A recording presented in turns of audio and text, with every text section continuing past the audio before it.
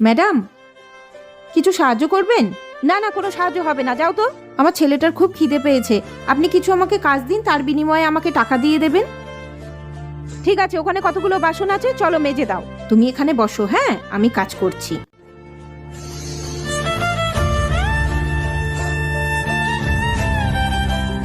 মামা রাগো পুতুল। আচ্ছা, বসে বসে খেলো।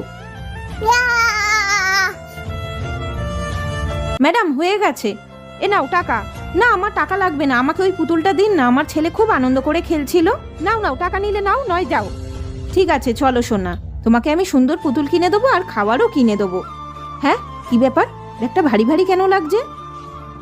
এই দেখ সোনা, পুতুল দিয়ে দিয়েছো এই আন্টিটা, তুমি খুশি তো? হ্যাঁ মা। একটা মায়ের কাছে তার সন্তানের খুশির চেয়ে মূল্যবান কিছু নেই।